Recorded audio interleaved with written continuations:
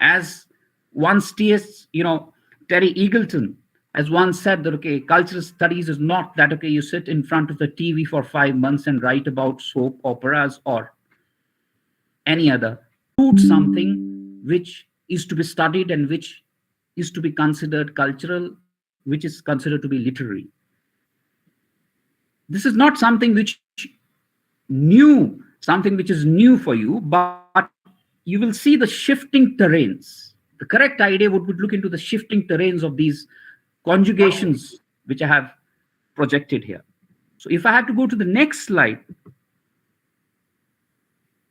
if you look at the term culture itself, and I would suggest any of the student or research scholars who engages into cultural studies, this should be more like a Bible for you, that you read Raymond Williams' Keywords, a vocabulary of culture and society, where he takes into account different words, not just culture, but also the idea of colonialism, also the idea of what is literature, literary, or any other sociocultural terminology, and traces the shifting terrains of its terminologies.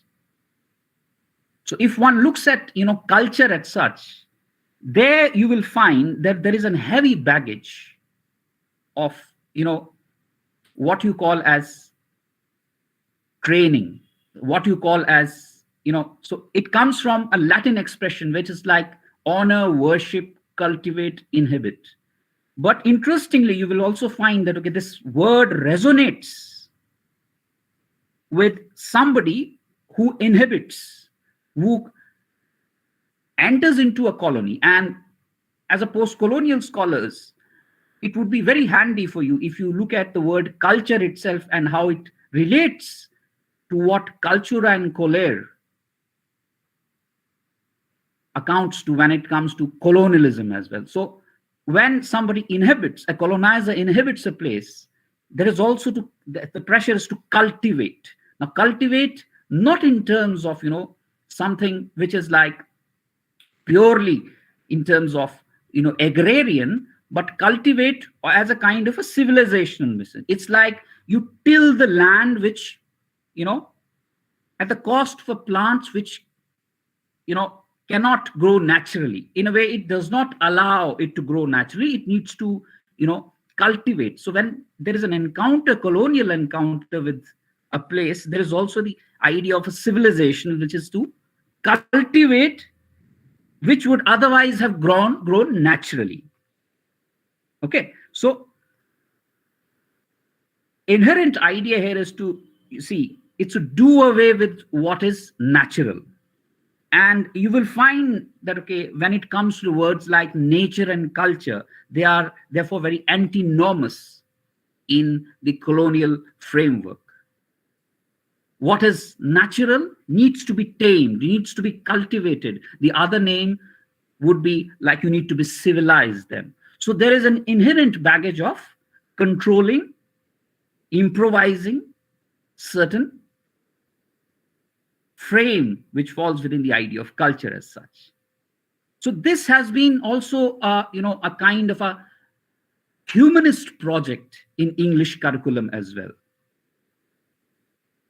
And if you see the tracings which I have done, you have to understand the genealogy of cultural studies in the sense that right from the liberal humanistic scholarship to what accounts, it's another matter that even when you look at Victorian public school ethics, you will find that the very idea of a culture here is again becomes a study of Latin, study of classics.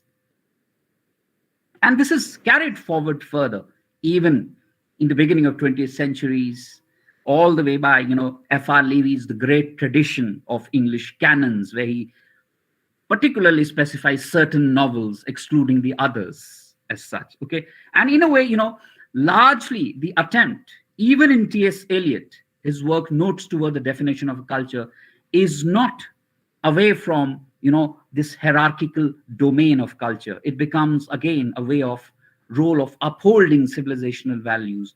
But interestingly, what accounts here is like, when you look at these words like popular, mass, although these are not neat categories, which I'll be deliberating upon, but they, tend to sideline it as something which is popular as mass or pop. So therefore, something which is trivial, something which is there for everybody. And if you kind of reflect on what I was trying to see, that okay, democratization of academic space as well. If you see the genealogy of medium of literature itself, something which was locked in print, if it shifts to in the 19th century to the very idea of you can say with the coming of photography, with the coming of radio, television, now that we are in the age of post-media age as well. So where lies the textuality? Where should one look at? Are we still to be locked in the idea of text in print as such? So these are the competing legacies which culture studies looks into.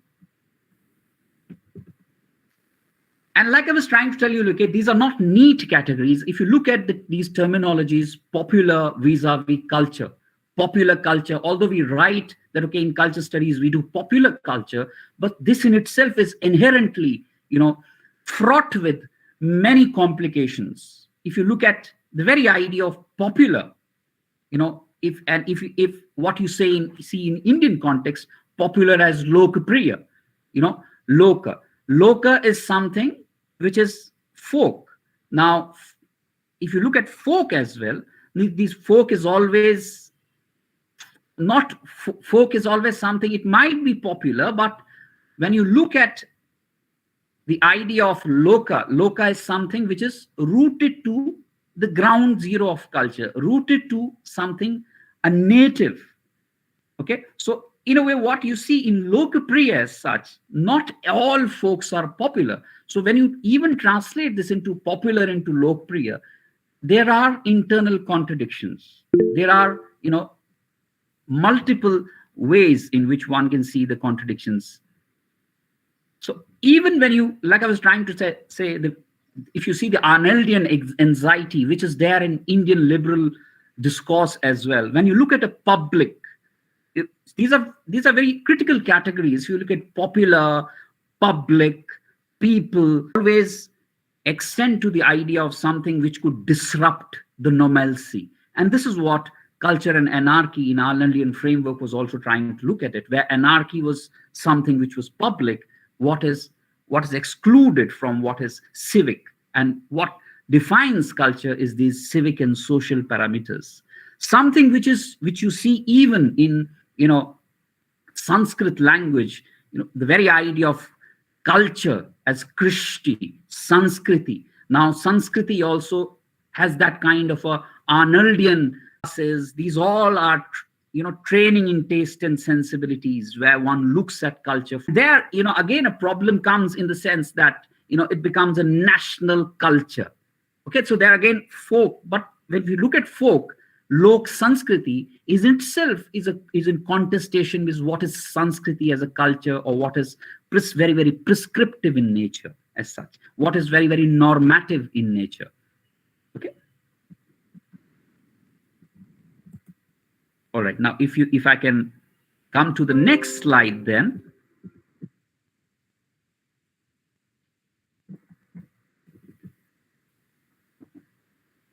See, this is how you can see now popular as a mass category and folk. There is an inherent contradictions involved.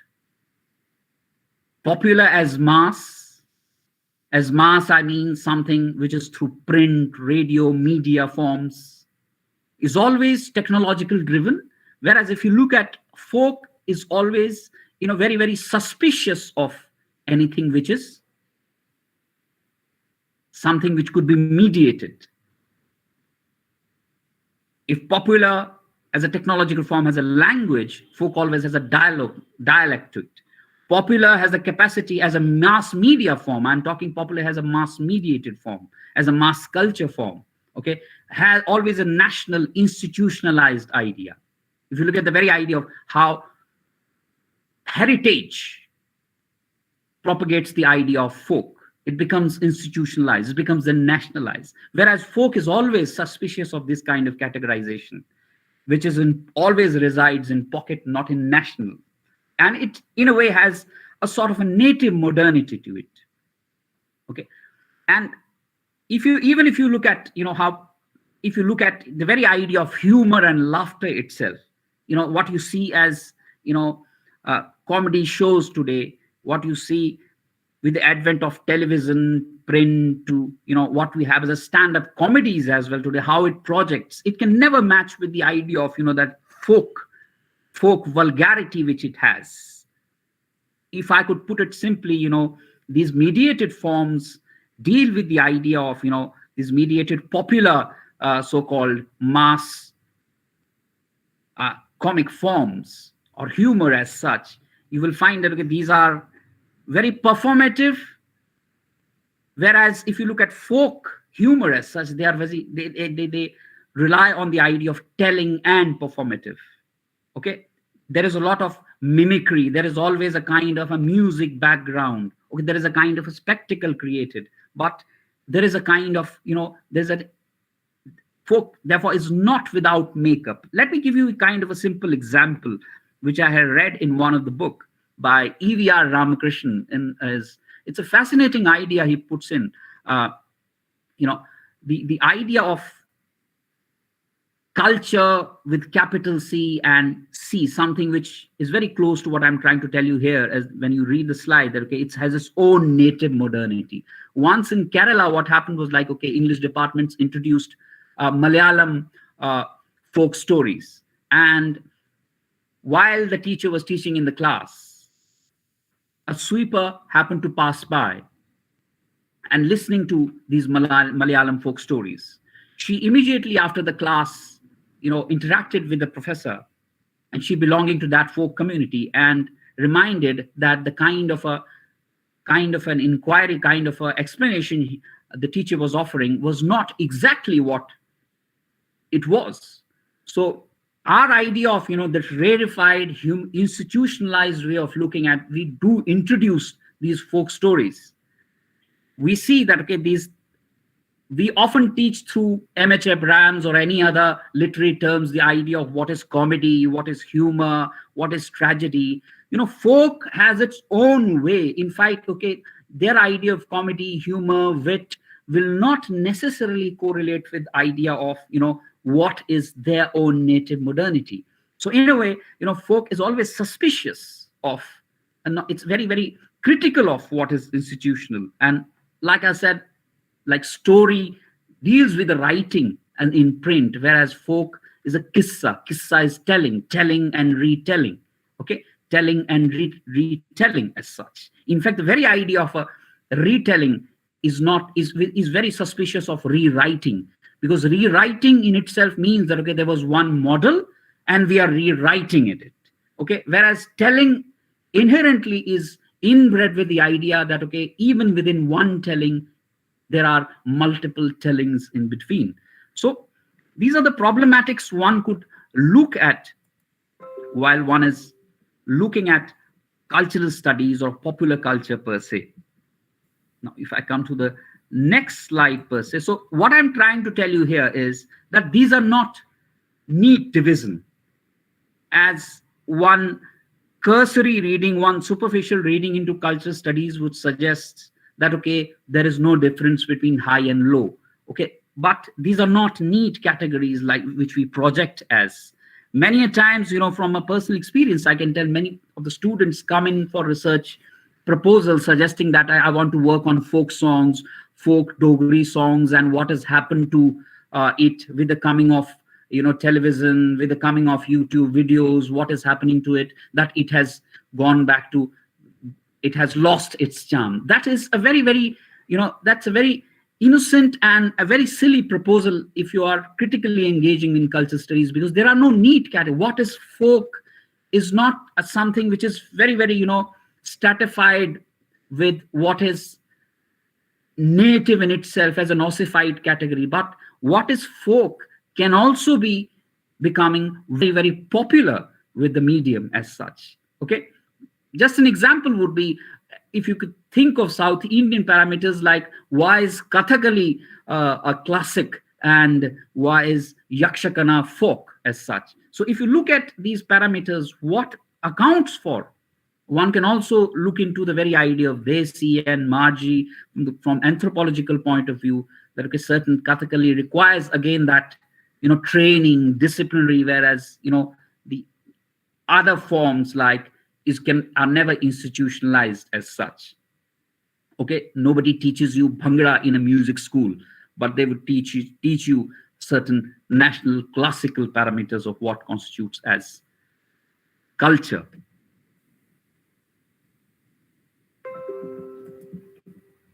So quickly, if I have to then say, it is against all these parameters that cultural studies as a discipline emerges. It's a kind of a disciplinary intervention which, in a way, suggests the competing textualities. It, in a way, suggests a cultural turn in theory, and particularly in 1950s and 60s, is known as a cultural turn in literary theory. After the linguistic turn, the cultural turn. And here, what we take into account is a different kind of idea relating to what culture specifies as.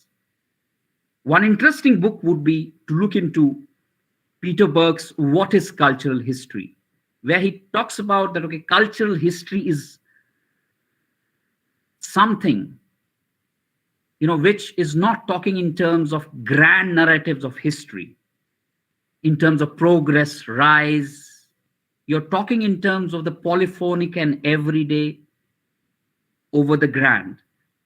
Now, this is a kind of a shift from what E.H. Carr and What is History would say as, if you want to read history, know the historian first. But here, it goes much at a different level altogether, suggesting that, okay, for if you have to write the history of Jammu and Kashmir, how about writing not completely Dogra from the perspective of Dogra history, but also from the writing from the food of Jammu, the heritage of Jammu, or how about the thing which I'm currently fascinated and also working on, trying to look at how about the very idea of football in Kashmir, writing the identity politics from the idea of football as such. So sports, any other popular forms, through streets, to heritage, these are like polyphonic and everyday. Even when in American context, somebody like Howard Zinn, if you've heard of his name, historian, like he talks about people's history of America, where history of America needs to be not written from like as a Columbus, as one of the inventors, but from the Afro-American, from the different slices of culture. And so what is being grounded here is also the idea of what accounts for text as such. Names like Richard Hogarth, Raymond Williams, and Raymond Williams particularly was foundational in establishing the very idea of cultural studies, which started as Center for Contemporary Culture Studies in University of Birmingham in 1964.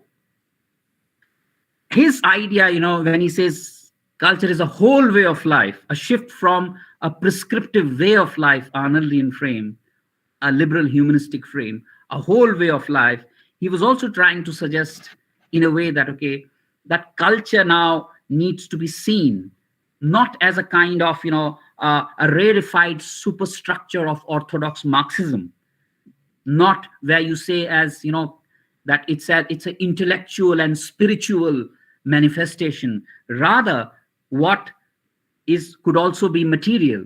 And the term, very famous term, which he says, which could be quite handy in approaching culture studies, is cultural materialism. Okay, cultural materialism. And this breaks the convention that, or earlier liberal humanistic convention, that if you're cultural, then you cannot be material.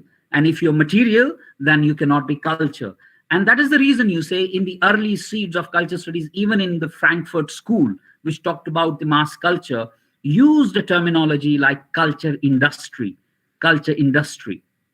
although they were very critical of what is, what emerges out of mass medium is a defeat of reflection, but it was accommodating the term culture industry together. This also, in a way, ask us to believe that, okay, or reflect upon that when a book is written, in fact, when a book is written, what accounts for its textuality is also its book cover, also who is publishing, also who, in a way, holds a talk on that book. So these all are tied to the reception effects of how it is received in the public. Text is not an isolated entity to look into and indulge in sort of a humanistic scholarship per se. So if I have to quickly, keeping the time frame in mind, there are certain misconceptions of culture studies, that is very important to understand here. And thereafter, I'll come to how one can, approach and employ certain textual tactics or approaches one deals with the idea of text when one deals with the idea of textualities in cultural studies per se. So these are certain misconceptions, these are certain misreadings of cultural studies, and they, in a way, completely, are contradictory to what cultural studies are supposed to be as such. They're considered to be as, a war on art and aesthetic. This is also believed that it's a death of literature. There is no attention to, what they do is, completely an ideological critique of something. What about the aesthetics? What about the enjoyment of the text? Okay, when you're reading a poetry, you reduce it down to race, gender, class, and, and they are, in a way, invading the departments. And mind you, this cultural studies proposal is not a kind of a proposal where I'm pitching a battle between, young Turks and old foggies as such, but these are, tied to different democratic ways of approaching the text. So, I mean, these are certain misconceptions usually people have, that, okay, they are invading the department, but then if you look at feminist, Marxist, Afro-American scholarship, they are also doing race, gender, class. So is cultural studies an extreme amount of, you look at a certain text, you take out a done poem and try to see race, gender, class in it, and that is a cultural studies. That is not what it is. And Terry Eagleton, in his book Ideas of Culture, therefore, was trying to tell us particularly that what in the humanities department is, we are saying that, okay, is a kind of a culture wars here, battle between the populist elites who are considered to be like custodians of humanistic scholarship and the devotees of difference who are competing the idea of textuality. So what is important, therefore, against these misreadings is to see that, okay, cultural studies is exactly the opposite of what they are trying to see. In fact, it's a post-ideological critique. In fact, it's completely, against the very idea of race, gender, class. In fact, the competing notions of what constitutes as aesthetics in text is something which academic propagators put as, or these standpoints. These are exactly one challenges here. But how do they challenge? And what are the creative ways of approaching the text? That would be my methodological frameworks for you to look into. These are not very rule book bound. These could be universally applied as well, but something which is, something which is inherently creative, something which is very, very polyphonic to the idea of cultural studies is something which one needs to look at when I'll be suggesting these categories. So if you look at the slide as such, approaches and the ways of readings are very important in or while doing cultural studies. One could call it as textual tactics while one is doing cultural studies analysis. The first way of looking at it would be that, okay, and I hope this will provoke some questions, and I hope this will provoke some thought as well. If you look at the title of the slide, it says something like Redistribution of Aesthetics. Now, redistribution, what we say as not a killing of aesthetics, not a war on aesthetics, but what we are trying to look at here from the redistribution, a perspective of redistribution of aesthetics. Something, a terminology which was given by one of the French cultural critics, Jacques Rancière, where he talks about the politics of aesthetics, where, one has to look from the point of view of, that how humanities always distributed what is aesthetics, distributed the sensibilities, which reduced, one would call, using a Foucauldian regime, it would be like aesthetic regimes, okay? So how one looks at the art from the universal signifying practices, from the mimetic, from the expressive, from the objective point of view. So these are become autonomous and transcendental categories. And largely, it also divides, the very idea of what is sensual and what is intelligible. Now, sensual could be many other things, okay? Sensual, how about looking the identity from the idea of smell, from idea of, the space, from idea of sensuous in terms of idea of touch. Because the idea of I as sensible, I who can see, becomes one of the parameters of defining aesthetics per se. One can go back to, the critical ways of looking, challenging these perspectives. If one can, just recap Laura Mulvey, where she talks about how camera also becomes, or John Berger's ways of seeing as a text, talks about, how the sensible and intelligible divide in humanities needs to be broken as such. So cultural studies, when you approach a text per se, one has to look at these tactics against the strategies of the dominant strategies or the regimes of any humanistic scholarship. One interesting idea, therefore, if one needs to put this in practice per se, one could always use Walter Mignolo. He's a post-colonial theorist, contemporary post-colonial theorist, Argentinian post-colonial theorist, who talks about, the very idea of decoloniality and delinking and decoloniality. Now, this de and rephrase is something, it talks in terms of defrasing and rephrasing. Decoloniality is an idea which means, in a way, it's a first way of delinking with the very idea of colonial hierarchy of knowledge.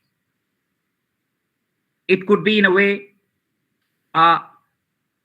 this D, in a way, is a reappropriation. It's a kind of a re-epistemic, challenging the epistemic, not just by de-epistemic, but also re-epistemological understanding.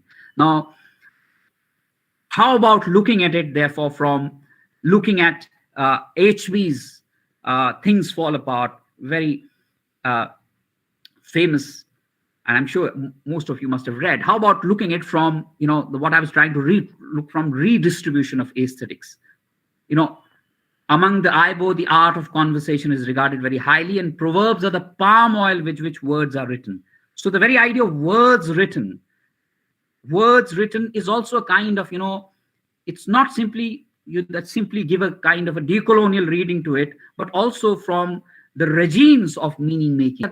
Minolo's position of decoloniality and delinking, this is critical of what post is. Now, post has a chronological burden to it, something which appropriates and reframes through certain frame. But delinking and relinking is a complete challenge in itself.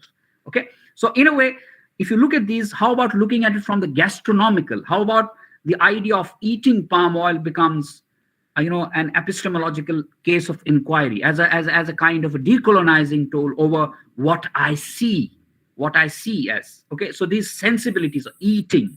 How about eating this novel as such? Okay, so one important cultural theorist like Paul Stoller, who talks about sensual scholarship as well, that how he says that within the African post-colony, when you look at from the post-colonial angle as a studying history, is also eating words of the ancestors here. And particularly interested, I also deal in sports literature per se. I'm interested in reading, giving it a diacritical reading. What Rolla Barr in one of his, one of the foundational books in culture studies, Mythologies, he talks about the diacritical reading. And how about giving a diacritical reading to HB by suggesting that okay, wrestling, and if you see the idea of wrestling in Things Fall Apart, you will see that binds the narrative in itself.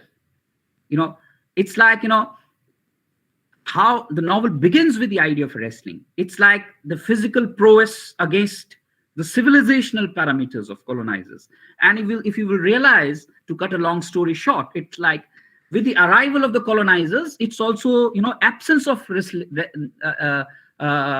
narrative in which revolves around wrestling, which is again a degeneration of colony again. So in a way, these are the new ways of how cultural studies can provide the sensibilities, break the hierarchy of what you can see and read through D and D relinking, what Minolo suggests as.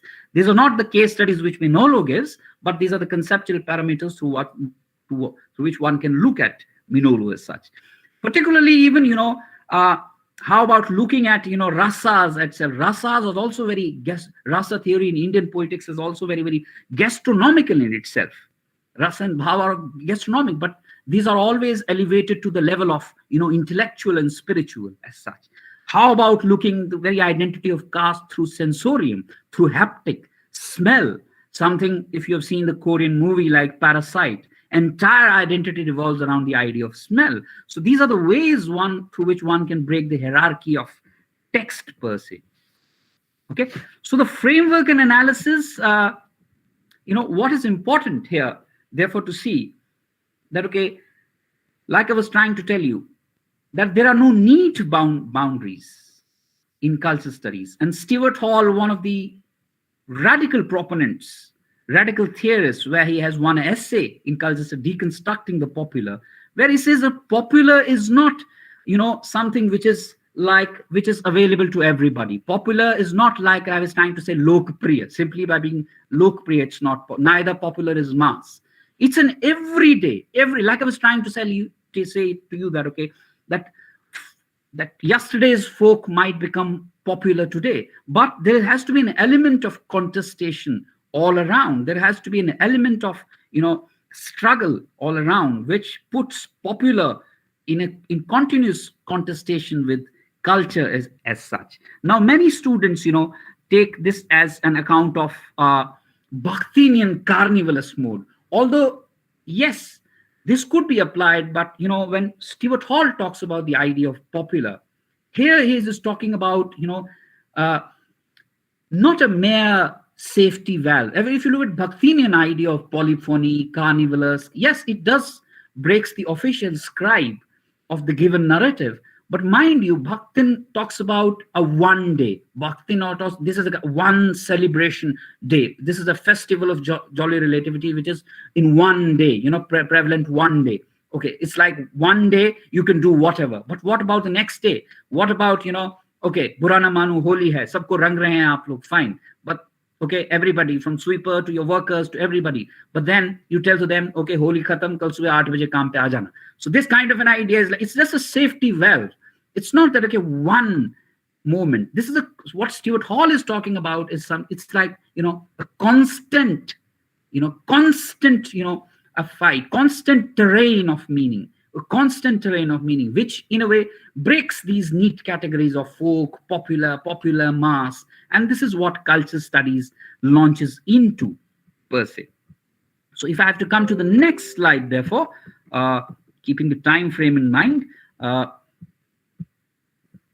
this is very important. I would suggest you to read, okay, what kind of critical analysis, what kind of, like I was trying to say to you, that it's not about taking a text and doing, race, gender, class, feminism study in one novel. What culture studies is like, it's an ideological critique to the critique of ideology. So one important work, fascinating book, which I would suggest researchers to read, German philosophers and literary cultural critic as well, Peter Sloterdijk, critique of cynical reason. He's very critical of what goes into in academia as a cynicism.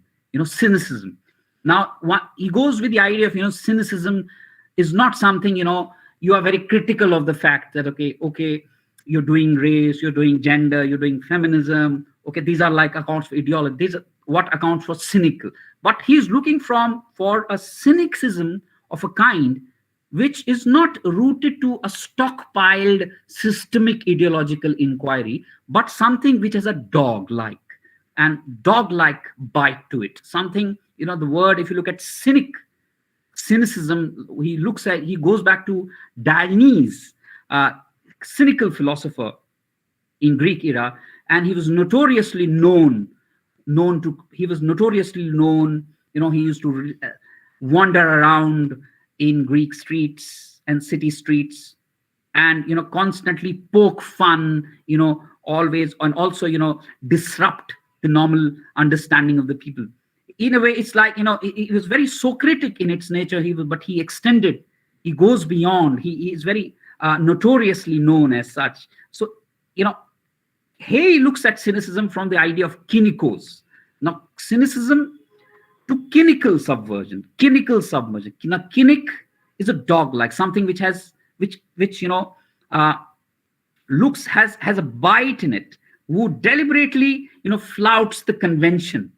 And this is something which culture studies suggests. This is something when Stuart Hall says popular is political. Okay, so this is how one needs to look at culture studies, from not just cynicism as an ideological critique, but a post-ideological critique. Something which has a bite of a different kind, something which constantly is attentive to local, contingent, and conjunctural, meaning to say, not just the grand, but the everyday. Another way or approach would be from particularly Deleuze-Guattari's way of looking at how schizoanalysis. One does in cultural studies a kind of schizo. One needs to go schizo while doing cultural studies. Now, when one goes schizo, the schizo is not a psychological, paranoid, schizophrenic personality, but it's an idea which is, where self is in constant flux. What he calls it the off-becomings of identity, which in a way, challenges the very essentialized way of.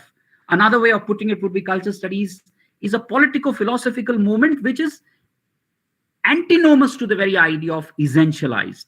Now, it is a collective assemblage. We also talk about, I can give you a simple example, if you look at the very idea of Shaheen Bagh protest, for that matter, if it looked at. Now, that could be called as a collective, but if you go do a schizoanalysis of that, it would be in a way that, okay, it becomes a collective assemblage which cannot be frozen in an identity, which cannot be essentialized. What happens when a Dalit also joins a protest? What happens when a feminist joins? What happens when the artist joined?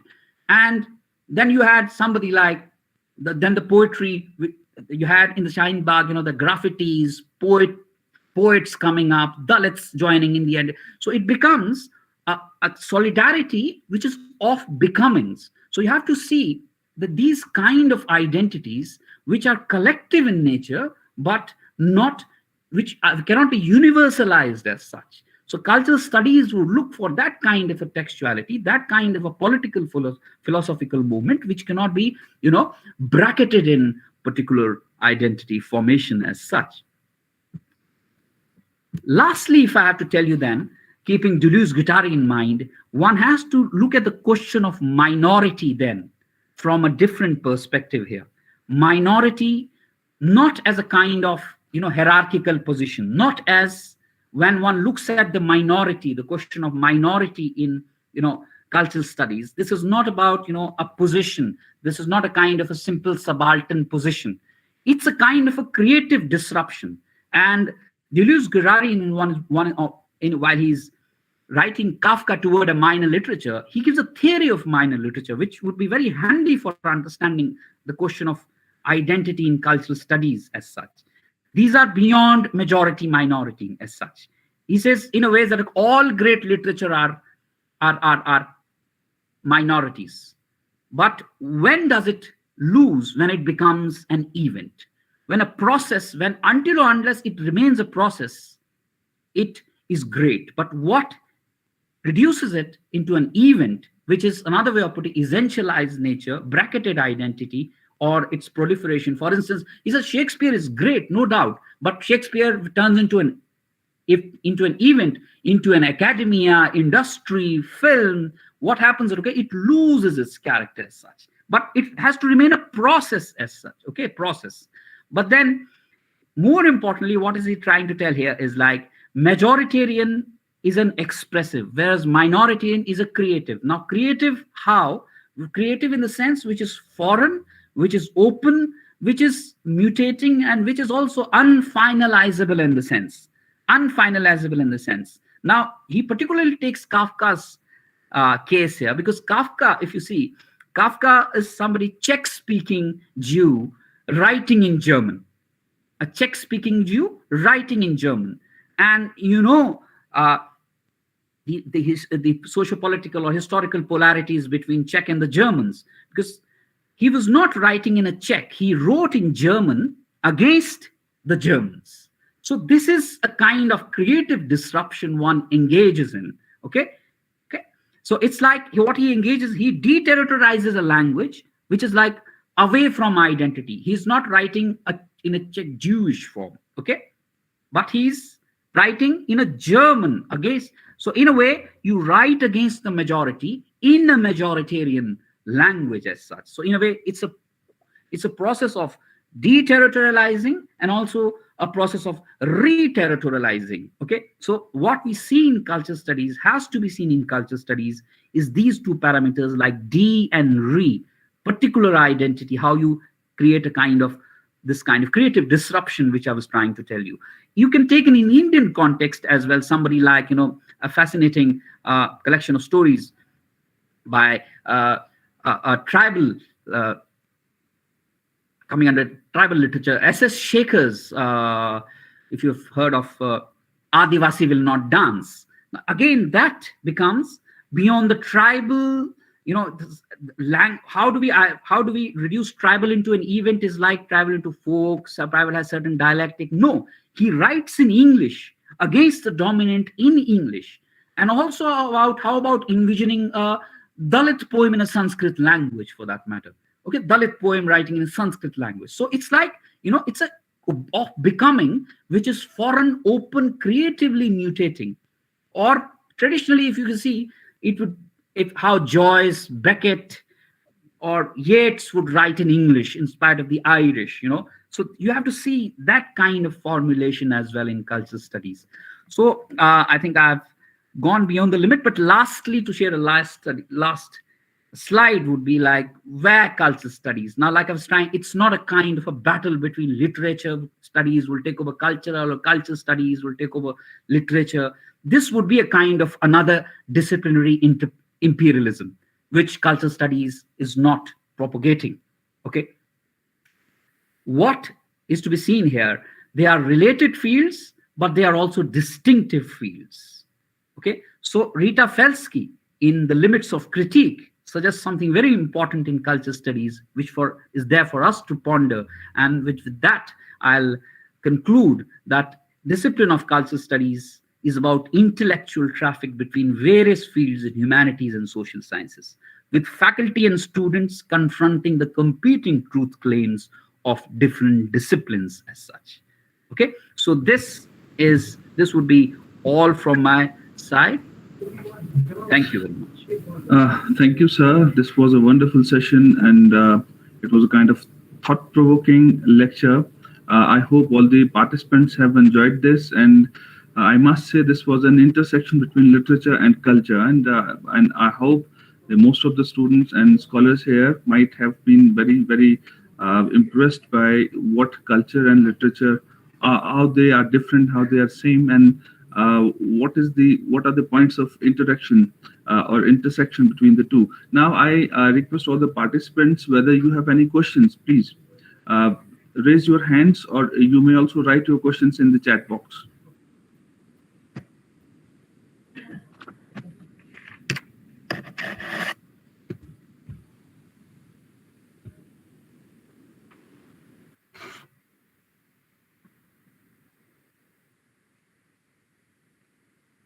Okay, I think we don't have any questions. I must therefore thank you, Dr. Raj Thakur, once again. And it was really, really very eye-opening session. And there is some scholar, Umar Haider. He has raised his hand. Please, Mr. Umar Haider, you may ask your question. You can put your microphone on.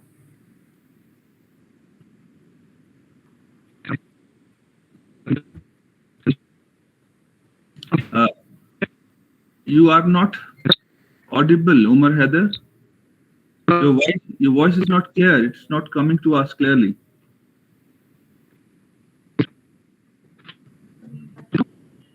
Meanwhile, there is somebody else who wants to ask a question. The second participant may please ask the question, putting the microphone on. Okay, it is in the chat box. Let me read the question for you, sir. Thank you so much for your lecture, sir. My question is, does popular culture need a critique, or a critique needs popular culture for surviving intellectually and professionally? This is a question from Sarthak Verma. All right. Does popular culture need a critique, or a critique needs a popular culture? Yes, in a way, very thought-provoking, and something which is in the spirit of critical inquiry which popular culture proposes. I would say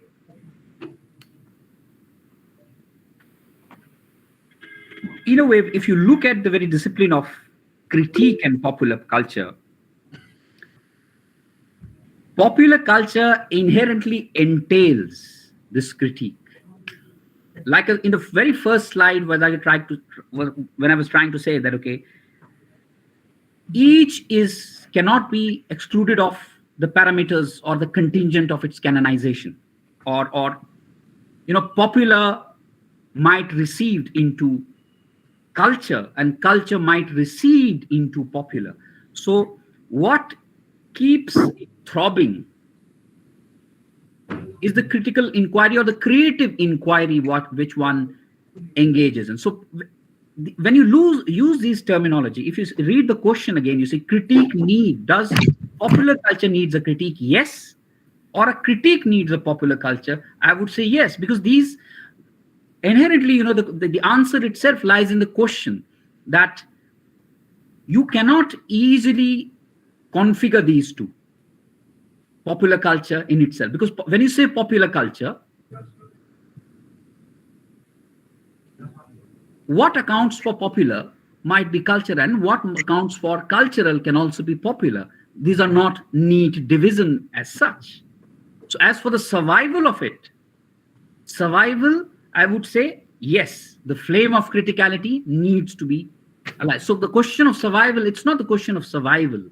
It's the question of, it's also an ethical responsibility. It also, I'm reminded of somebody like Bucci Ichonera itself, where she says, okay, feminism needs to be read now with a small f. So in a way, what capital feminism would account for in Afro-American, she's a Nigerian feminist, talks about in the sense of feminism through small f needs to be seen here. Okay, so in a way, yes, it's not a question of survival. It's a kind survival. I would say to survive is also a kind of a compromise. So the cultural studies or a popular culture never compromises, in a way, I would say. I hope I made sense to you. Thank you, sir. We have another question from Rahul Mehta. Rahul Mehta writes, sir, can you please explain the relationality between the concept of authenticity with that of popular culture?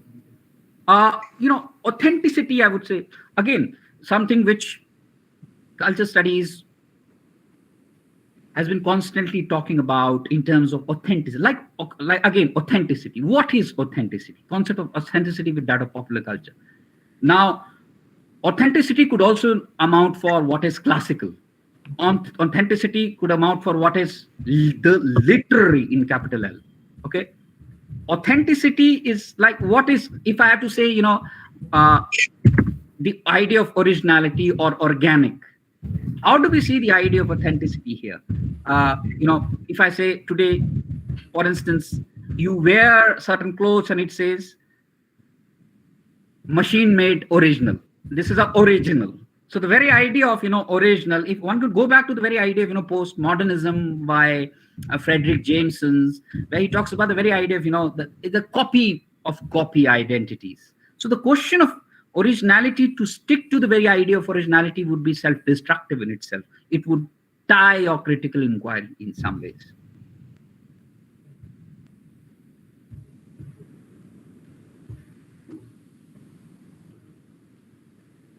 Dr. Raj, you are not audible.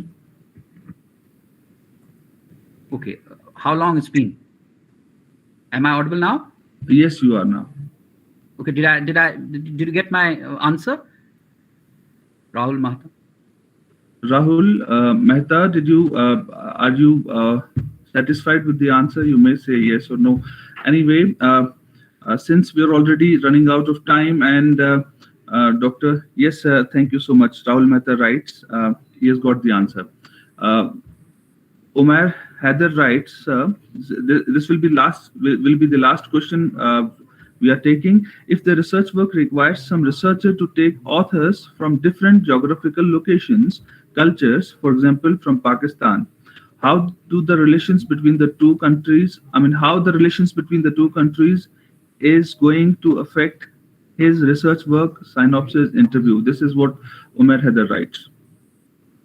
Wonderful. Thank you for the question. And yes, this is a very loaded question in the sense that, okay, this also talks about the limitations of applying popular culture or culture studies in the South Asian context. Because you see, there has been some genuine critique of Birmingham School, because what accounts for culture studies or culture, as what Raymond Williams says, might not necessarily translate into a regional narrative of a particular place. Okay, so particularly if you look at the South Asian context, you see, one has to look at the idea not from, even if you look at from the comparative perspective, it's not looking at the unipolar identities. But I would suggest you taking in the cue from somebody like a great critical theorist like Anthony Kwama Paya, who talks about cosmopolitan contamination. Now it's not cosmopolitan and contamination. Now contamination is not a derogatory word here. Contamination is not something making impure, but celebrating the difference. And this is very close to what Deleuze was also trying to tell. Open, something which is foreign, open, accommodative, yet cannot be essentialized. So cosmopolitan contamination is something which completely goes against the idea of multicultural, because multicultural is also about inclusiveness, but at the cost of certain exclusivity. It has a certain conditionality, like Derrida's, if you can read about essay on hospitality. Hospitality is also about idea of hostage to some identity. You will accommodate you, but you will have to live with certain conditions. Okay, but cosmopolitan contamination is something which constantly talks about this creative, difference, which is accommodative in the sense. Thank you. Sarthak writes, I'm thankful that you mentioned Apaya and his concept of cosmopolitanism. That's really wonderful.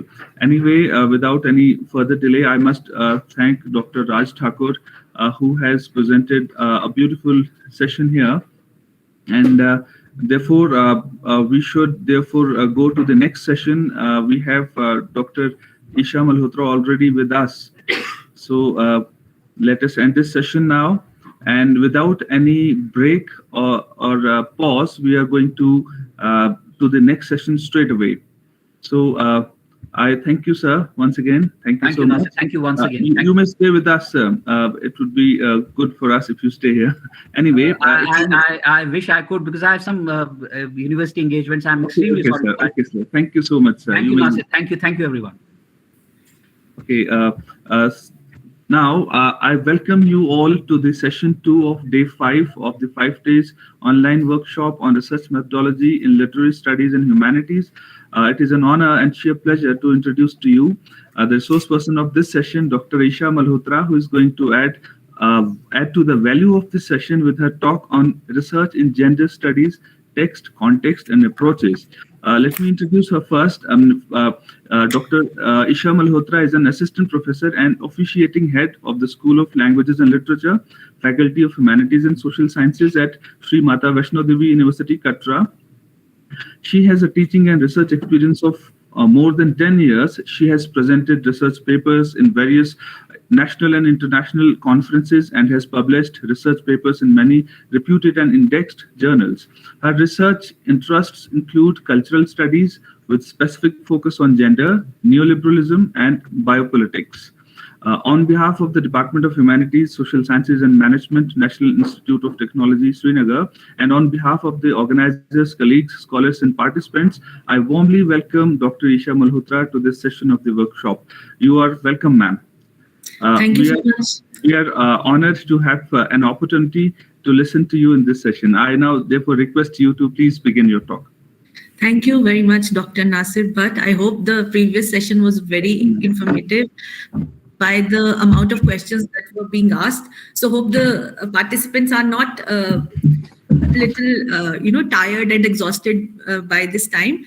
But yes, everybody seems to be very, very interested in all the sessions. Yeah, okay. So I suppose we have time till 12:40, right? So I'll try to wind up during this entire. As you wish, ma'am. We can have 10 more minutes or 15 more minutes if it goes longer than the prescribed time. All right. So yes.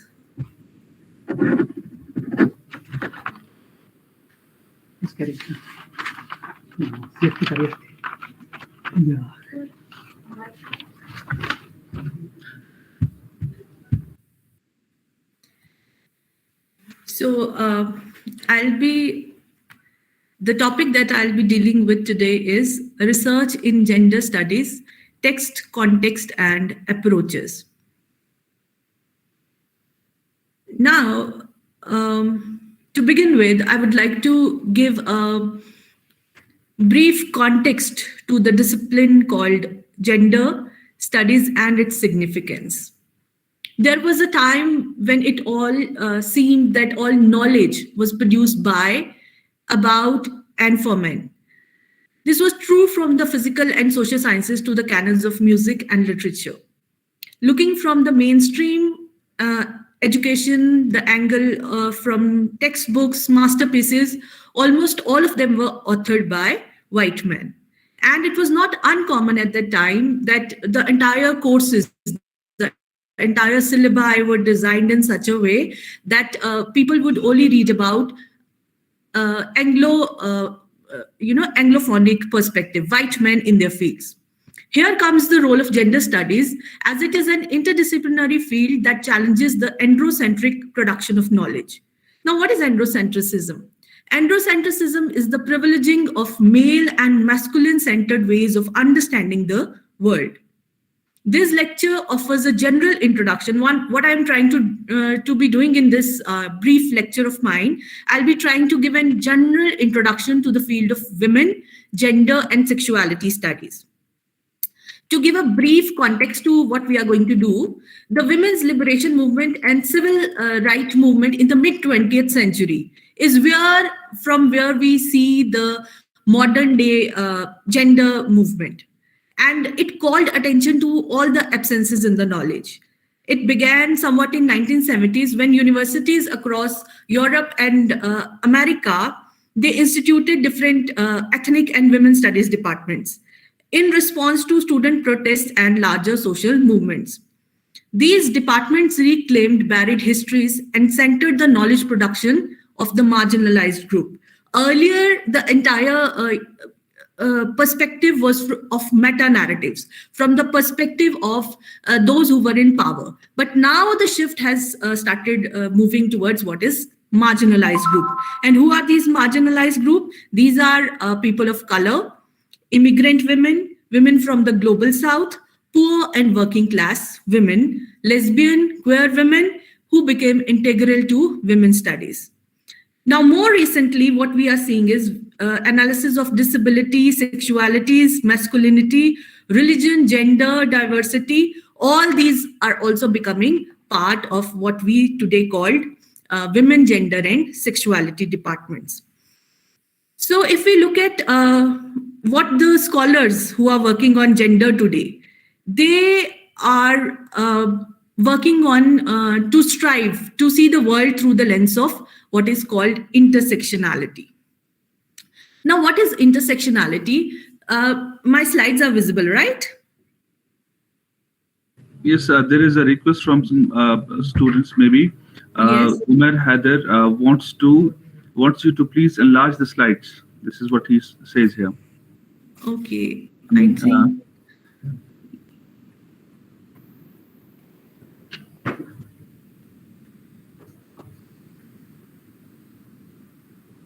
Is it okay now? Not yet, ma'am.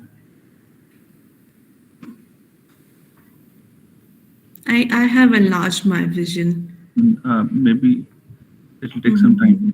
Anyway, go ahead, ma'am, please. All right. So, intersectionality, if we have to look at intersectionality, what is intersectionality? Patricia Hill Collins, a Black feminist, she is an Afro-American writer. She says that if we have to understand sexism, if we have to understand that how gender discrimination takes place, it is not only through gender that it takes place. It takes place in, there are a lot of other factors, there are a lot of other variables that also come to, that also play a very important part. Like gender, if we have to understand gender, then there will be caste, class, ageism. All these variables also need to be taken into consideration. For example, say if you look at see the image that is presented here, gender is what is there, and you can see caste, class, and ageism.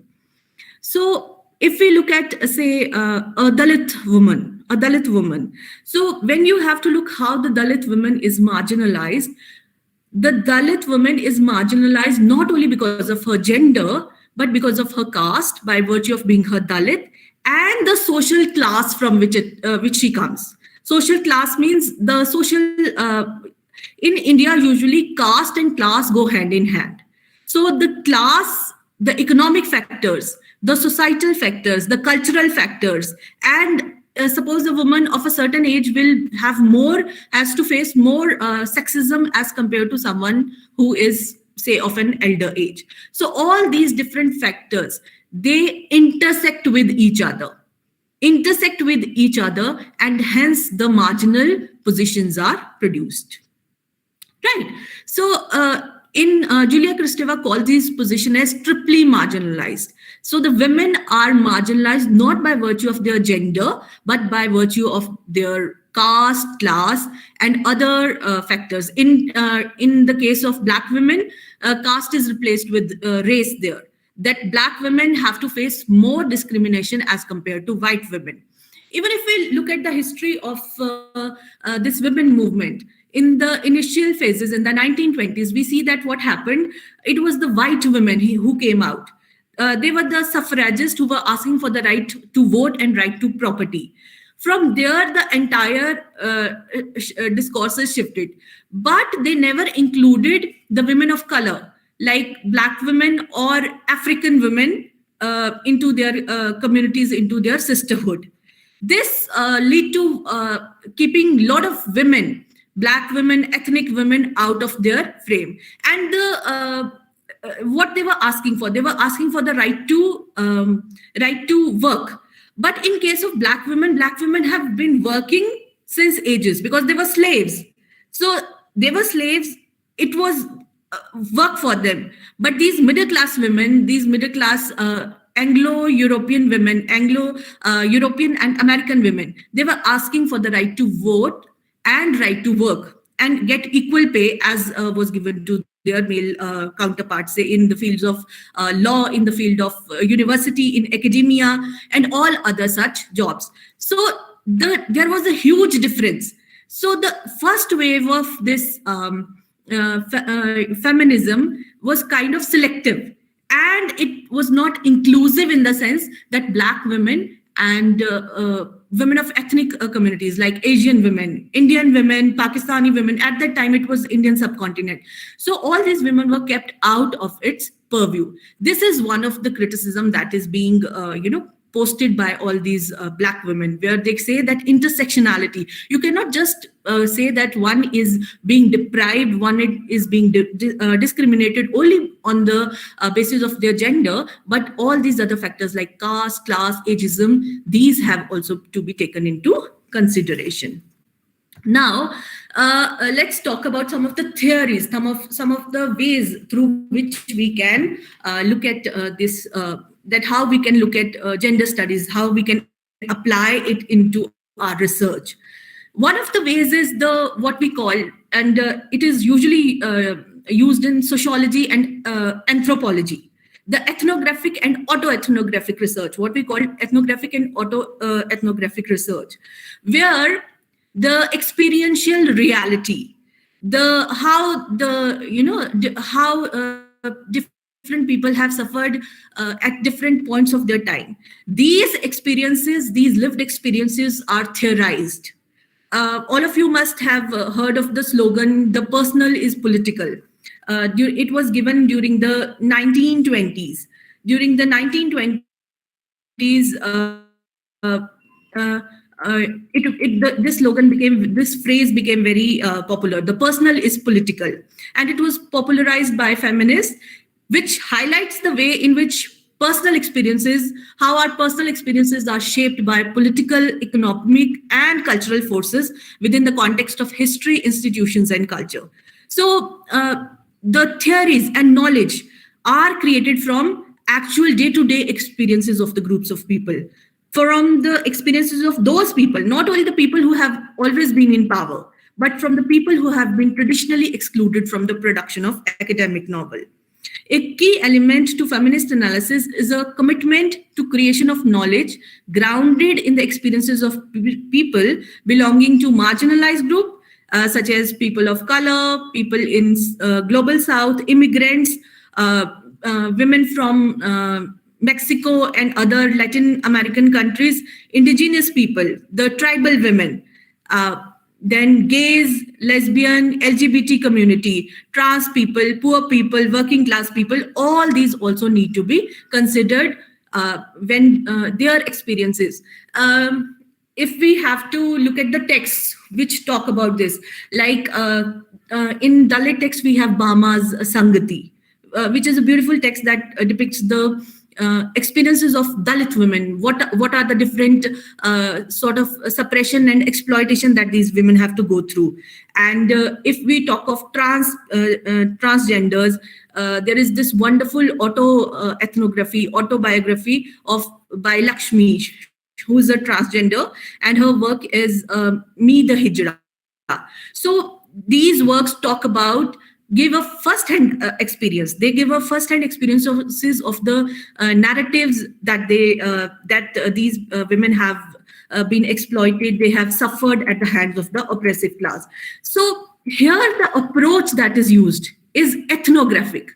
Ethnographic approach means some sort of data is collected, that some field survey is being conducted, and usually in sociology, like suppose you want to know about the condition of factory workers, how these workers are being mistreated, what are the health issues that they are facing, what is the other oppressive regimes that they have to resist in their day-to-day life. So how does that become possible? Through ethnographic research. You go to a field, you conduct their data, or through secondary sources where what the researchers do, they have these literary texts, these autoethnographies by these writers, and through this, the different oppressive regimes of the social system, they are explored and further laid bare for the readers to analyze. So this kind of approach is called bottom-up approach, where participants who never have knowledge, they tell their experiences, and their experiences give a complete knowledge of what are the different, they provide multiple and diverse analytical perspectives for different scholars to work on. So they may include like radical sex feminist theories, black feminist theories, queer feminist theories, trans feminist theories, and feminist disability theories. So these are the different works that are analyzed in ethnographic and autoethnographic research. Now, if we move further to another approach that could be used in gender studies, that is social constructionism.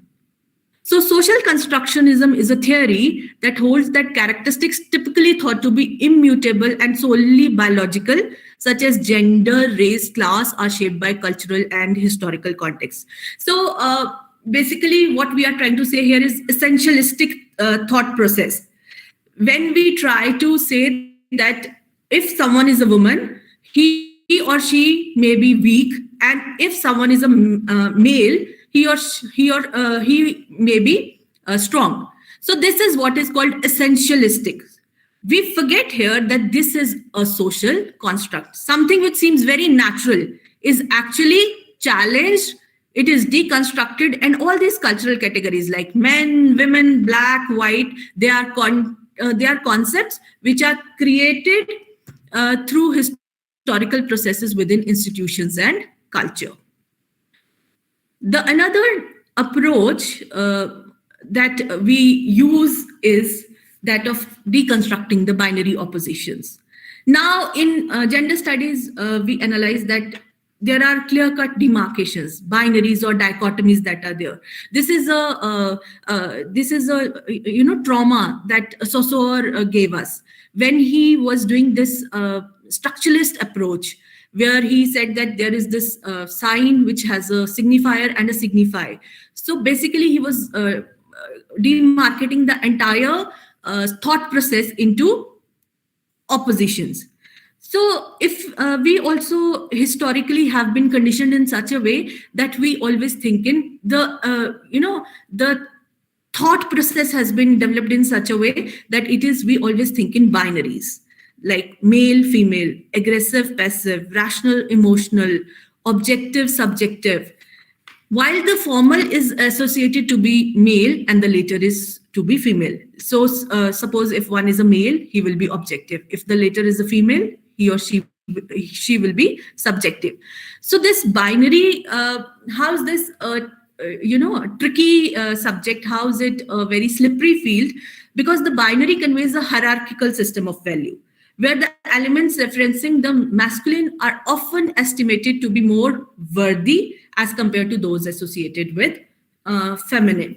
So let me give you an example that from the very young age, from the age of say 4 years, the children are attuned to think in terms of like if it is a girl child, he or she will be given dolls, and if it is a male child, he or she will be given a say a gun. So from a very beginning, from the stage of their infancy or childhood, or when by the time they turn toddlers, this binary regime is being conditioned in them in such a way, and our media, the soap operas, the television, the advertisements, they also perpetuate this binary, this system of binary oppositions, where one is associated with, say, being a male, and the other is associated with being a female. So this system, which may look very, innocent, but actually it is very, it does a lot of harm to the entire thinking process, and the gender critics try to analyze this and deconstruct the entire process. Now, if we look at the sex, gender, and sexuality system, uh, the phrase sex gender system or sex gender sexuality system was coined by Gail Rubin to describe the set of arrangements by which a society transforms biological sexuality into products of human activity. That is, Rubin proposed that the links between biological sex, social gender, and sexual attraction are products of culture. Gender is, in this case, the social product that is attached to the notions of biological sex. In our heteronormative culture, everyone is assumed to be heterosexual. That is, men will be attracted to women and women will be attracted to men. And otherwise, we are very homophobic as a society. But Rubin questioned the biological determinism. And she argued that all people who may be assigned female at birth may identify as women and may be attracted to men, or vice versa may also be true. So if we analyze it from a biological deterministic view, where biology is considered destiny, that the genitalia you are born with is going to be a determinant in what kind of life you are going to live. But the social constructionist theory, what it suggests is that it is also constructed over a period of time, that gender is a construct. So I hope all of you must be aware of what is the difference between these terms, sex and gender. So usually sex is anatomy, what is biology, and gender is a social construct. These are not the terms that are synonymous with each other, right? So sex is more of the biological, how we say male or female. That is, if we say what is the sex of a person, it will be either male or a female. If we go through these binaries. And when we look at gender, it will be man and a woman. So biological determination, in biological determinism, it is said that whatever biology, whatever anatomy you're born with will define your destiny. But French feminists like Simone de Beauvoir, Julia Kristeva, Kate Millett, all these deconstructed it. They deconstructed this binary, and Simone de Beauvoir, in her very famous phrase, says that one is not born a woman but becomes one. What she meant by that is that biology is not destiny, but it is the construction.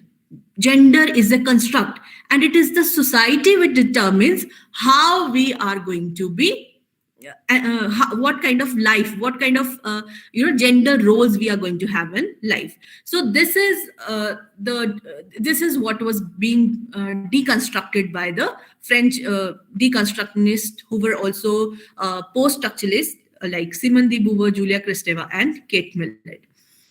Another interesting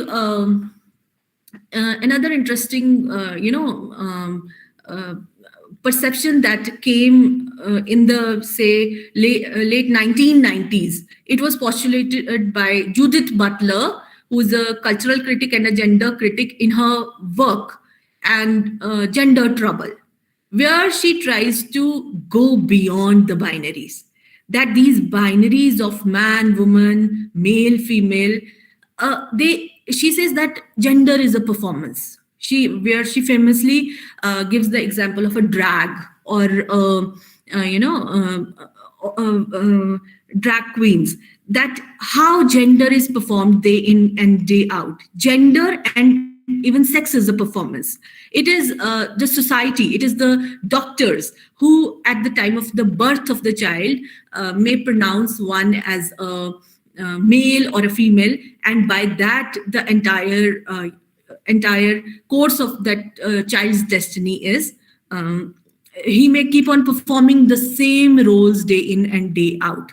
So for her, gender is also a performance, that it is a performativity. Gender is a performativity. We keep on performing these roles of gender that have been assigned to us from at one point or another. Now, this makes a very interesting, shift. That brings a very interesting shift where we talk about the fluidity of the gender.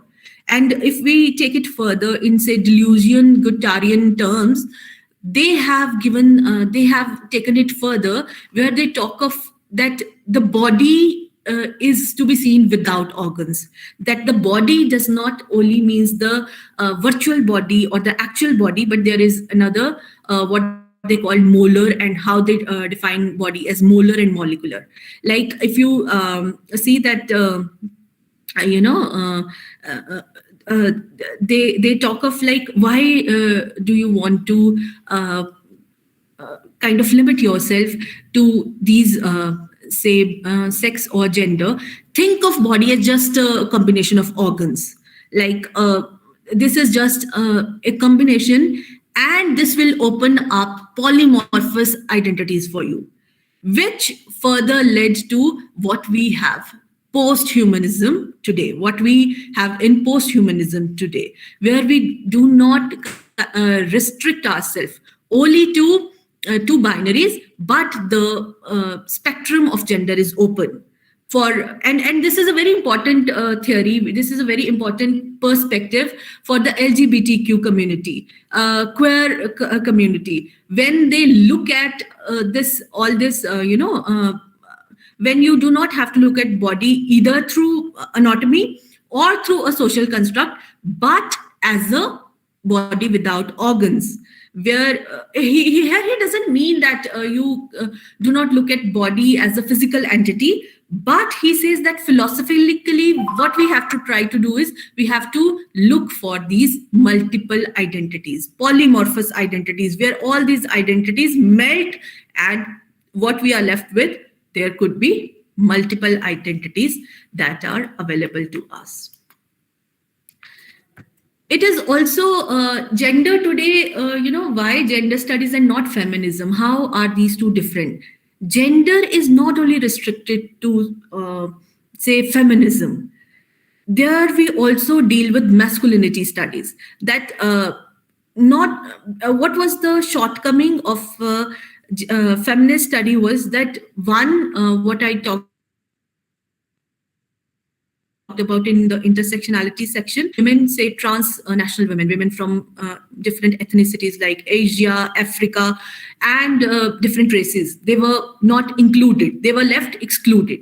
The other thing is only the white middle class women were the focus of feminist studies, especially during the first and second wave, right? Here, what we have is we have opened up the discussion to include different masculinities, men and people who do not consider themselves as part of either of the binaries, be it male or be it female. So, the entire queer community, all these LGBTAIQ++. Right. So now even they have said that don't put LGBT, but plus means there could be multiple identities that one can have. So why to have like a rigid system where where you have to see everyone in either this or that, one versus other? The othering is not needed, but the multiplicity is to be celebrated. So even in masculinity studies, and it was Cornell who gave this idea of multiple masculinities, where he says that masculinity, it differs by race, class, ethnicity, sexuality, and gender. Say someone who is who may say a man who's working in front of computers day in and day out may be masculine in Asian terms because he's getting a very hefty paycheck, but may not be considered masculine in white working class community, where he may not be considered masculine. So masculinity differs by different race. It has different meanings in different races, different classes. Say for rich people, the meaning of masculinity may be very different from what it means for the lower strata. And then different ethnicities, say Asians may have a different view, Chinese may have a different view, Americans may have different view. So different ethnicities may have different views about masculinity. So masculinity and the other thing, since we are opening up this entire discussion, masculinity need not be restricted only to men. Judith Halberstam describes the concept of female masculinity, where she describes it as the connection between maleness and power, which is accessed by, say, drag performances when, female, like Lady Gaga. All of you must have seen Lady Gaga. The way she dresses up as a drag. Or there are other drag performances where, transvestites, where men dress as women or women dress as male, and they carry out different performances. So all these are the identities where people try to feel masculine and have that taste of power, which is somehow not provided to them in their feminine identities. The other identity that we have is that, butch identity or trans identity. These are the different identities that are available to us in masculinity. So if we look at what is post-feminism, what are the different waves that are there? So there are different historical and contemporary feminist social movements. Just a second. The historical and contemporary feminist social movements. How do we look at these different feminist movements? If we look at the first wave is begins somewhat around 1920s.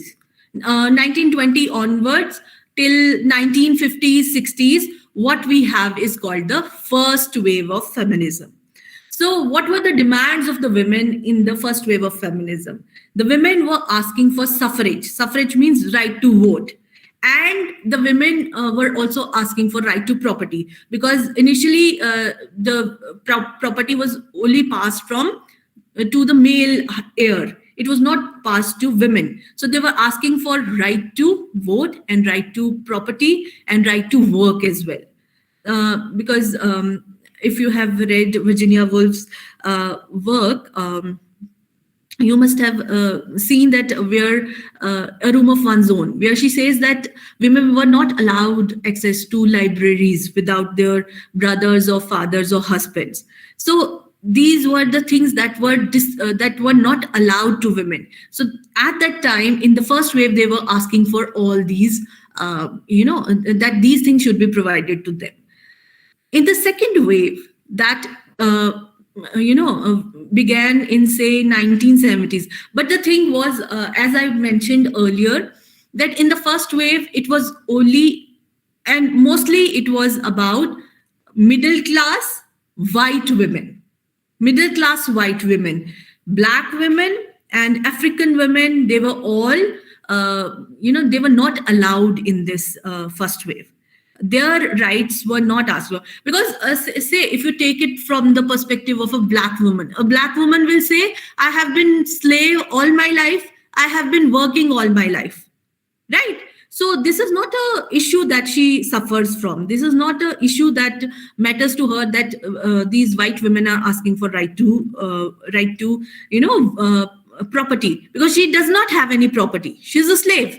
What property does a slave? Because a slave herself is a property. She's like a chattel. If we read Toni Morrison's work, Beloved, we see how the slaves were treated. They were just, passed from one family to another like chattel. And the children that they produce, they would also be treated as slaves. So this is the kind of destiny that these black women had. So since black women were not part of this, they said they were not, they never associated themselves with the issues that these first wave women were asking. Significantly, they were also, they never included lesbians, women who were not heteronormative into their fold. So the sisterhood of the first and the second wave was more about what we say white middle class women. In the third wave, which begins from 1980s to 1990s onwards, we see that how this post-feminism, which is also known as post-feminism, that all these different ethnicities, that initially it was personal is political. Now it is political is personal. The slogan has had that shift, where a lot of focus was being laid on individuality, micro narratives, that you do not have to look at women as a subject position, where you have to look for sisterhood, that the problems of because every woman may have a different problem. So to have a solution to these problems, what we need is that the identities have to be micro. They have to be analyzed at micro level and not at the macro level. So Patricia Manns talk about micro politics, where she says that these micro identities have to be taken into consideration. So whatever may suit one woman will not be applicable to another woman. So this brings us to what is post-feminism, where we are today. So from feminism of the 1920s, when it was Virginia Woolf and others who were asking for the right to vote, right to property, to the 1960s and 70s, where you had what was the peak of the feminism or the counterculture, where they were talking about, all these deconstructing all the structures of patriarchy, that men is the position that it was anti-men. But now we are shifting towards what is called post-feminism, or what is the third wave where we are today. So post-feminism in its fold may have a lot of different, today we may look at it from, say, post-structuralist position, post-humanist position, pink feminism, queer identities, right girl, me, and do me feminism. All these feminisms have also become part of what is post-feminism. Let's quickly take, because I think I would like to wrap it in 4 or 5 minutes. Quickly, let's have a look at what is post-structuralism. So when we look at post-structuralism, it says that we have to deconstruct the structural position. What was the structural in this position that was taken in structuralism was that women is the center. Earlier, man was the center in patriarchy. Now they were trying to bring women to the center of the position. But the problem is that in both these stances that were taken by feminists, there was this binaries that were there. So if we try to replace one with the other, the system will still remain problematic. Here they are trying to deconstruct the entire structure of patriarchy, where one need not be opposed to the other, but may work in conjunction with the other. The other kind of stance that is taken in post-feminism is, and a lot of scholars these days are working in what is called post-humanism. Post-humanism, Elizabeth Gross and Catherine Wolf, these are the critics who have worked wonderfully in post-humanist, and they take they have a lot of influence of deconstructionist and delusional-Guattarian perspective. So cyborg identities, like we see in Star Wars movies or your Matrix series, and in popular culture, where there is a lot of influence of these women, organisms from different planets. So there is this confluence of man and machine. What are cyborg identities? Cyborg identities means where there is this confluence of man and machine. So the combination of man and machine, this is where we are moving forward. Like your robots or all these different identities that have the interface with machines, these form part of the cyborg identities. Then there is pink feminism, which is more or less, because today we are in late capitalistic societies. And in late capitalistic societies, consumption one cannot do away with consumption. So these women, they say it's not in the second phase of feminism. The stance that was taken by the feminists was that they do not want to be indulged in, say, things that are considered feminine, like makeup, jewelry, and all these feminine dresses. So they burnt them, publicly, to show that these are the things that are too feminine and should not be considered. But in the third wave of feminism, what is called pink feminism or Barbie feminism, where you have these, Spice Girls, Madonna, all these pop stars, the power that they get is from the consumption of the content that they create. And in the in the neoliberal societies, consumption is what drives the economy. So pink feminism is also a power statement in the contemporary times. And to conclude my lecture, I would say that the queer identities, if we look at the work of Judith Butler, Bodies That Matter, and her work on gender trouble, where she says that you do not have to confine yourself to these identities, but these are to be looked at as performativity, as performances, and we can move beyond these binaries. So this, for me, is the way forward that we can look at and can apply in our different, researches of gender. With this, I'll conclude my lecture. Thank you, ma'am. Thank you so much for being with us. This was really a wonderful, insightful session, a discussion on an aspect of research which is not only an important one, but also very closely associated with our society, institutions, home, and personal relationships. Thank you, Dr. Aisha Malhotra, for enriching the session with your seminal talk on the topic. Thank you so much. I now expect any questions from the participants, if there are any. There is a question already. What is the question? Can we see? Okay. Sarthak Verma, thanks for your invigorating session, ma'am. Queer and LGBT studies-oriented researchers have started to come up in good numbers in the humanities. Let me go to the question part. How could we address the issue of sexual minority and the traumatic oppression thereof caused by deeply entrenched homophobia in context of the literary studies? Moreover, how welcoming and encouraging the English literature departments in the country for such a research project to function well. This is what Sarthak Verma writes.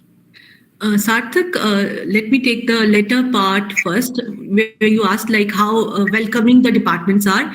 The department, the schools of languages and literature, especially have been very sensitive to the needs of these LGBTQ community, right? So they have always been very welcoming of the different, different analysis, different research that have been taken on LGBT community. The research taken on transgenders, on ethnographies, on different narratives have always been very welcome. And even in our department, two theses have been, PhD theses have been worked upon, and in the other adjoining universities also, at least in our region in North India, it has never been a problem to conduct the research. But yes, some more sensitivity, if it could be, could be shown to the LGBT community, some empathy and the first-hand experiences if possible, then the research could have a better edge than what we are producing today. That is what I feel. Yes. I hope the question is very well answered. There is another question. Which different theories of feminism can we apply to Dalit literature?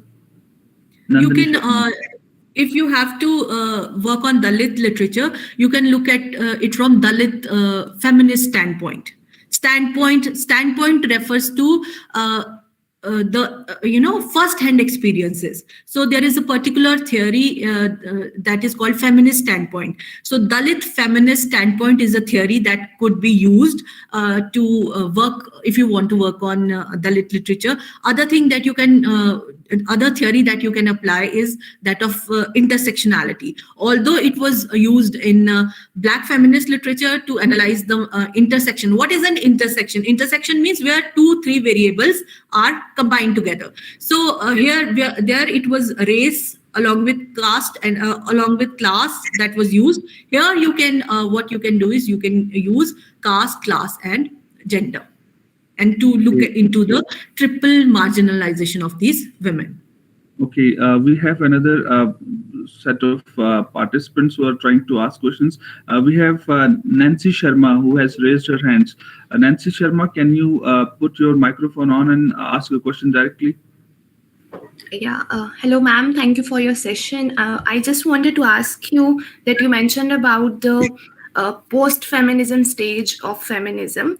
My question to you is, could you please elaborate a bit on the addition of the prefix post to feminism, and how looking forward in terms of paying more attention to gender being inclusive, that's how we kind of venture into this entire idea of post-feminism. So considering this idea, what is your take on post-feminism kind of moving a little away from the core issues of feminism, or kind of catering to the actual issues that are more that focus more on the issues of the women per se. So how does post-feminism is more about gender being inclusive, and we are kind of trying to be as inclusive as possible. So but it at the same time it impacts it kind of sidelines the issues that are primarily focusing on women and their issues. So I just wanted to have your comments on that. Okay, Nancy, that's a very wonderful question. Thank you for your question. So since your question had 2-3 parts, so I'll try to explain how much is possible. The first question is, how is post the posting? So let's first understand, in post-feminism, you have, if you put post and hyphen, post-feminism, the meaning is different from if you write it in continuity, post-feminism, right? And it applies to other isms as well, like post-structuralism or postmodernism as well. When we put a hyphen between post and feminism, it means that we are pronouncing the death of one, that the feminism is dead, and now we are moving beyond that phase.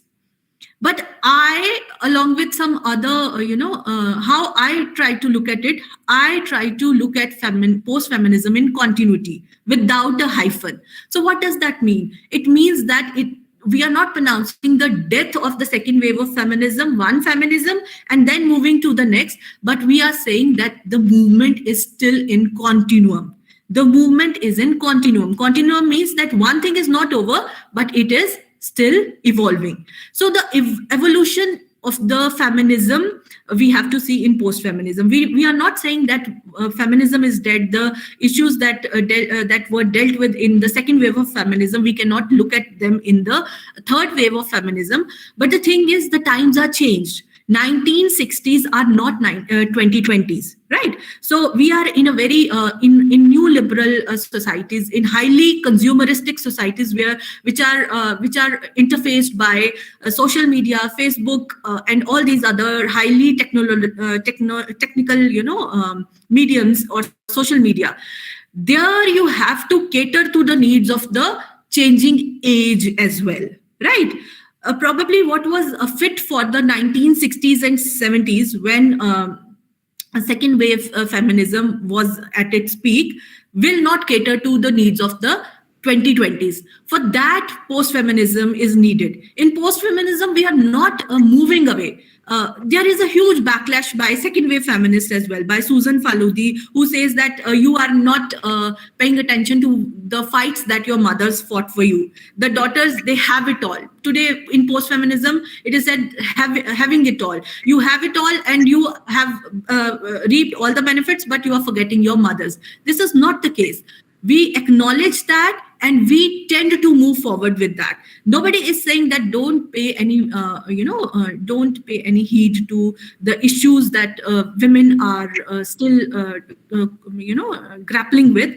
The only idea is that one need not categorize the category women as a subject. You need to have what? You need to have individual needs where different women can have micro politics that is there to be. So what actually needs to be done is to have a shift from macro towards micro politics, as Patricia Mans put it. Hope I have answered. Thank you, ma'am. I hope the question is well answered. We have another set of questions from YouTube Live. Sohail Bhatt is asking, can feminism and surrogacy go in parallel? What feminism thinks about surrogacy? There are multiple divergent viewpoints. At least three I can tell you, that some of the women, say Amrita Pandey and Rudrappa, they have done that wonderful ethnographic research where they say that surrogacy should be considered as reproductive labor. Although it's very intimate kind of a labor, and they say that women should be paid. Like in India, recently, last year, the bill was passed, a surrogacy bill was passed, where it was said that only altruistic surrogacy is permitted, where you are not allowed to have surrogacy, where women will be paid remuneration for the labor that reproductive labor that they have that they have done. So this is one point. The other point is some of the feminists believe that this is very exploitative, where the rich women, like recently Priyanka Chopra Jonas, and then you have seen Priti Zinta, to all these other celebrities, Karan Johar, then these Kapoor siblings, Ekta Kapoor and Tushar Kapoor, all of them had celebrity. And how does this system work? This system work on systemic and structural exploitation of the surrogates. That these women, they come from, very marginal position of the society, from say working class women. So their labor is, their bodies are dispensable, their bodies are disposable, and these bodies are exploited for the benefit of the rich and privileged classes. So it should be banned altogether. So there are divergent views taken by different different feminists, but my stance is, what I feel is,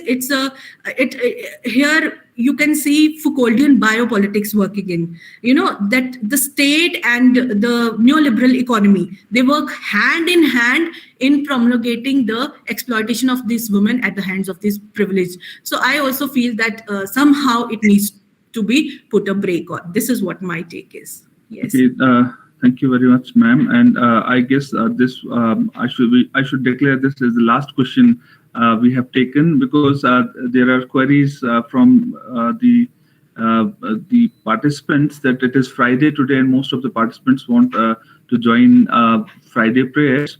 Yes, and yes. I must therefore wind this session up, and I really am thankful to you, ma'am. You have given us your precious time, and you have also really made this session very, very interactive. Thank you, ma'am. Thank you, Dr. Nasir, for having me here. It was really wonderful, and you have pulled up such a nice workshop. Best wishes to you. Thank you so much. Thank you. Okay. Before we close this session, let me take this opportunity to formally acknowledge the contribution of all those who have made this workshop successful, which could be clearly seen in the number of participants we have had from across the country, from Kashmir to Kanyakumari. It has been so much delight to see that around 100 participants joined us on the Google Meet every session, and the rest watched the sessions live on YouTube. Thank you all. Thank you so much. And we shall be sharing with you the link for MCQs, and we shall give you around more than an hour to solve the questions. Please, all the participants, please don't worry about the MCQ test. And I hope you have already got the link for attendance. Now, let me conclude this session with a bit of formalities, because I must be thankful, and I must pay my thanks and regards to all those, and especially all of you who are here with us and who have really made this workshop a real success. And now I must say that it is a moment of great delight and relief to declare the successful completion and conclusion of the workshop. I can acknowledge that we were able to accomplish all the purposes of the workshop, and I'm convinced that our efforts have profited our dear audience. I therefore congratulate all and sundry on the successful completion of the workshop. To mark the conclusion of the workshop, I must express my humble gratitude to the Honorable Director of the Institute, Professor Rakesh Sehgal, who is also the chief patron of this workshop, who has been always inspiring and supportive to make this workshop see the light of the day. I extend my sincere thanks to Professor Abdul Liman, the head of our department, with whose guidance we have been able to execute the idea of the workshop into reality. Most importantly, I am very much indebted to the esteemed resource persons who have been the real soul of this workshop and who made it possible to make it happen. I extend my special thanks to Professor Smita Jha from IIT Roorkee, Dr. Aruni Mahapatra from IIT Roorkee, Professor Anil Raina, Punjab University, Professor Roshan Lal Sharma, Central University of Himachal Pradesh, Dr. Narendra LNM, IIT Jaipur, Dr. Vandana Sharma, Central University of Jammu, Dr. Amin Pare, Kashmir University, Dr. Bhatikbal, Central University of Jammu, Dr. Raj Thakur, Central University of Jammu, and Dr. Aisha Malhotra of Shri Mata Vaishno Devi University, Katra. I am also thankful to my colleagues and members of the organizing committee, especially Dr. Jayashri Vastav, who have been silently executing important tasks to make this workshop successful. I am thankful to Dr. Tahir Wani, Dr. Nufazil, Dr. Sumaira, Dr. Rafiq, Dr. Fawzia, and Dr. Shahid, who have been great support to us.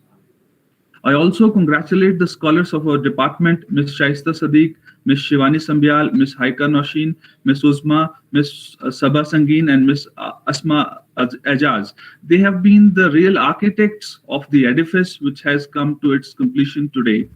I must extend my heartfelt gratitude to our hardworking technical team, who are a group of engineering students of this institute. Without them, we could not have catered to the audience so efficiently. I feel elated to personally thank Hadi, Koshan, Basir, and Burhan, and others. They have been the real veins and arteries of this workshop.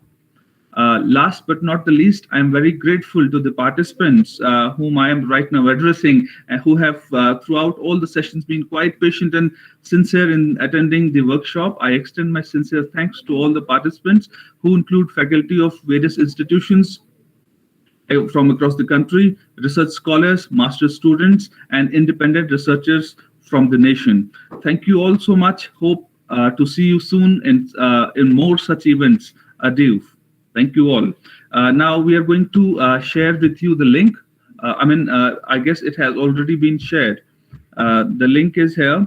Shivani has already sent the link. You may please fill in the MCQs, and you have, it is almost 1 p.m. right now. The link shall be closed at around 2 p.m. 2:30, yes? Okay, 2:30. One and a half hour is given to the participants to go through the MCQs and answer the questions. Thank you so much.